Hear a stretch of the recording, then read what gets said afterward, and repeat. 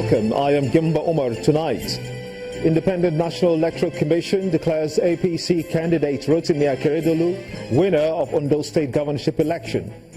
Ondo State Governor-elect Akeredolu attributes his victory to the will of the people, pledges to prioritize grassroots development. President Muhammadu Buhari, National Assembly leadership and prominent APC leaders congratulate Akeredolu on his election victory. And Syrian government forces recapture second rebel-held district in eastern Aleppo.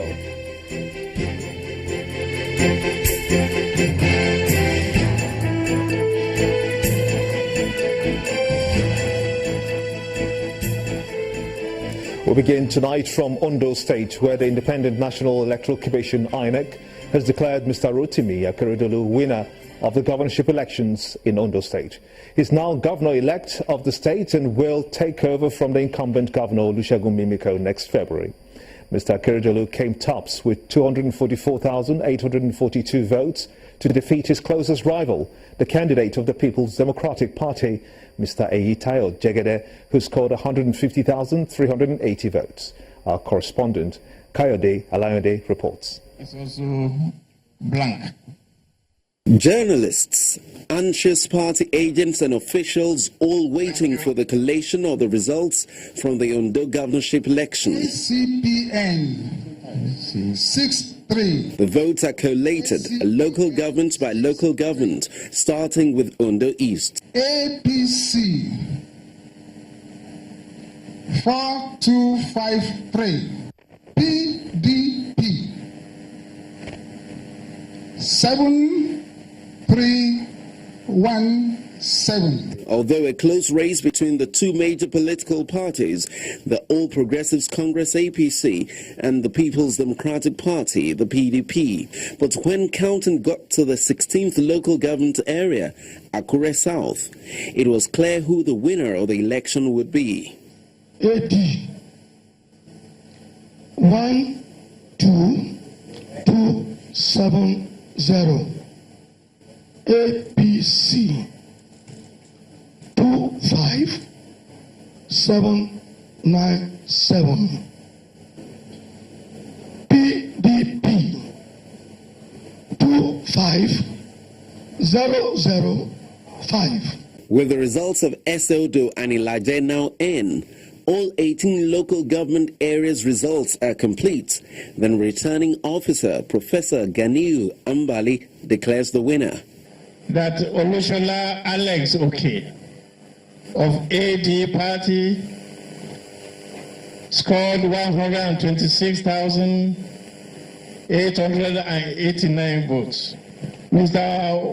Oluwa Rotimi Odundayo Akeredolu of APC scored 244,842 votes. Eyitayo Jegede, son of PDP, scored 150,380 votes.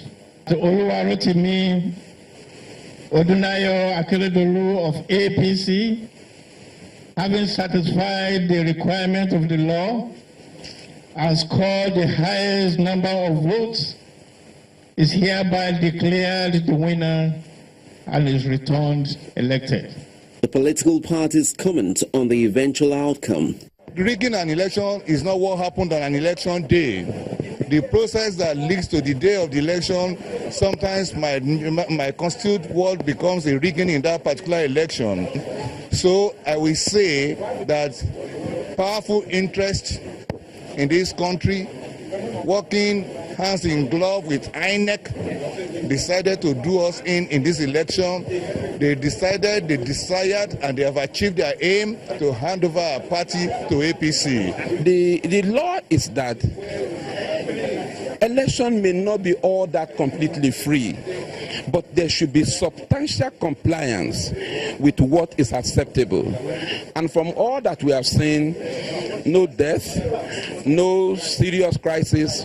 I think to all intent and purpose, we as a party and my principal, Chief Rotimi Akeredolu, senior advocate of Nigeria, the governorship-elect of Ondo State, is satisfied, and he extends his hands of fellowship. And with this victory, the governor-elect of Ondo State and candidate of the All Progressives Congress, APC, Mr. Rotimi Akeredolu, now has the burden of bringing everyone on board to continue from where the PDP governor, Dr. Olusegun Mimiko, leaves it off. In response to his victory, Mr. Akeredolu describes his emergence as a clear demonstration of the will of the people of Ondo State. He believes that the people have spoken and have indeed spoken very loud, as he will go straight to work to bring about improvement in all aspects of the state economy. Oluwarotimi Odunayo Akeredolu of APC, having satisfied the requirement of the law, has scored the highest number of votes, is hereby declared the winner and is returned elected. The declaration that has many in Ondo jubilating.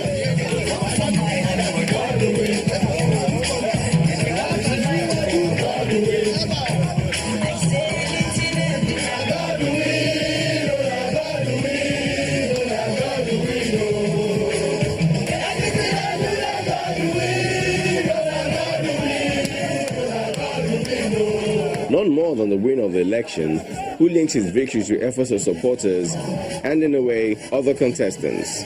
The victory is not for me, nor for the APC alone.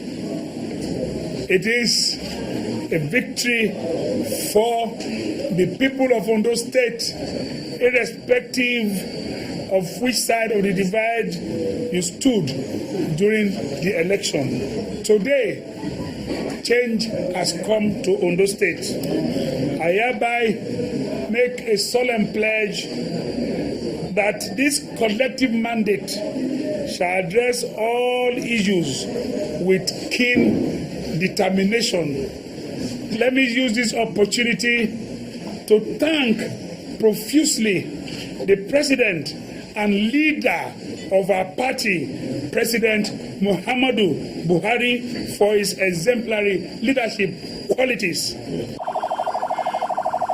From there, it's a triumphant entry into the hometown of Owo, where hundreds of supporters troop out to welcome their son.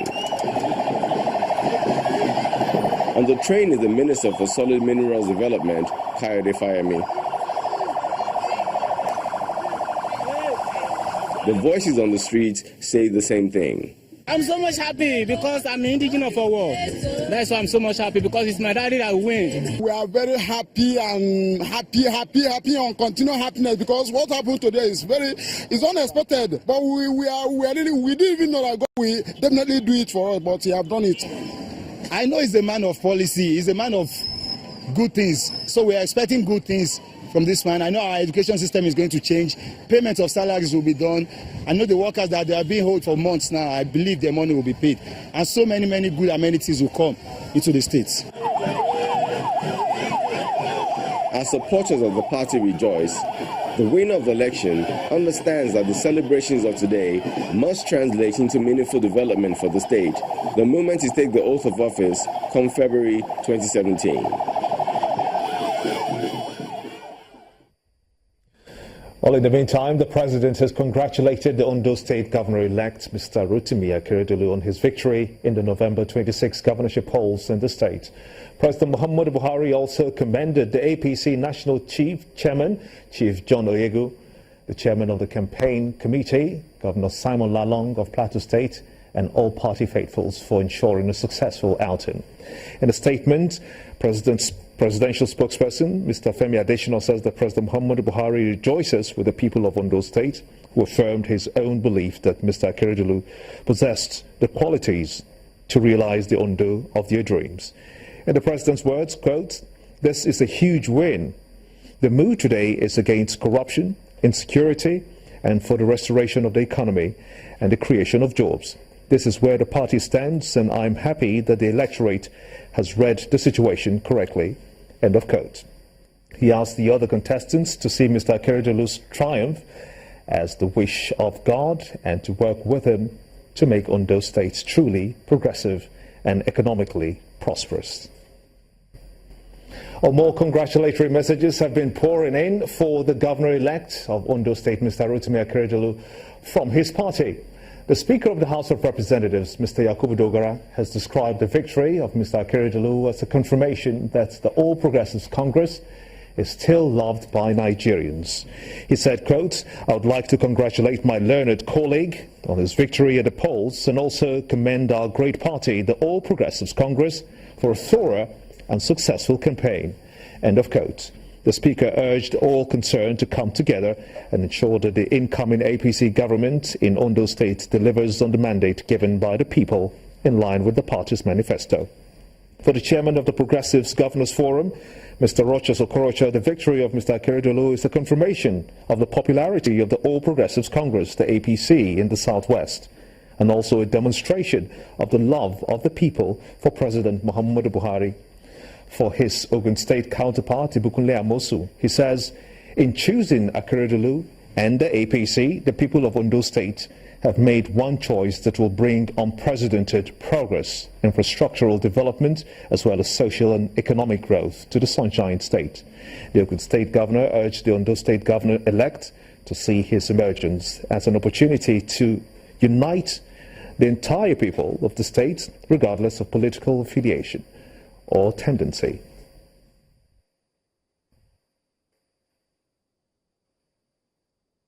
An election monitoring group has rated the just concluded election in Ondo State that saw Mr. Rotimi Akeredolu emerge as credible. At a media briefing in Akure, the executive director of the group, Mr. Samson Itodo, says that there is nothing wrong in any aggrieved party seeking redress in the courts. But all complaints, he said, should be aired without anyone resorting to violence. Candidates or political parties have a right to deploy civil means in addressing any electoral grievance that they have. And they do have a right to reject the outcome of an election. But what we have simply done by this exercise is to verify the results as declared by INEC in a very non-partisan and a credible manner, and the processes are open. If party agents reject the results, I'm sure that the political parties, which is a parent organization, will take a civil means of expressing their grievance with the conduct of the elections. But we've got data and we've got evidence to actually show that the process was credible based on the observation in the sampled polling units where we deployed 340 observers in the conduct of this election. We'll be having more on the elections and the outcome of the elections, of course, and the Governor-elect Rotimi Akeredolu in the course of this bulletin. In the meantime, though, what could be worse than living in an internally displaced person's camp? As far as the governor of Adamawa State, Mohammed Jibril, is concerned, the condition of some school hostels like Villanova Secondary School in Newman local government area is comparable or even worse than living in IDP camps. The governor made the observation when he visited the school, which hosted the Adamawa State Executive Council meeting. Governor Jibril arrives in Numan, where secondary school students line the streets to welcome the august visitor. It's no ordinary visit. The State Executive Council has forsaken the comfort of the Government House Council chambers and instead opted for the hugely contrasting library hall of the Villanova Government Secondary School, Numan. There's a reason behind this strange and decrepit choice of venue. Not just holding the meeting outside the state capital. Most importantly, it's an opportunity for policy testing and validation. Half the time policies are made outside of consultation with the people that it affects. So it's the subsequent and follow-up meetings with the teachers in the school, the citizenry in the town, the people in the local communities that we are going to meet with subsequently. That is particularly very important and very touching. After the Executive Council meeting, which held behind closed doors, Governor Jibril hosts teachers of the school to a lunch and promises that all outstanding salaries will be settled very soon. Then the governor proceeds on an inspection of the school. The level of dilapidation he's confronted with is simply mind-blowing, particularly for a school that was once rated among the best in the Northeast. Obviously shocked at what he has seen, Governor Jibrila blames the level of decay on past leaders of the state. Honestly, I'm speechless, and I can guarantee you the past leaders that we had, God will not forgive them. There's no two way about that, because there's nobody God will give him opportunity to serve. And you have your own children, and you allowed other people's children to be sleeping like this. I don't think it's acceptable. To me, it's unacceptable, and I can guarantee you I'll do my best as a human being to change the life of these students. The state of Villanova Secondary School's facilities is perhaps a reflection of other government secondary schools in Adamawa State.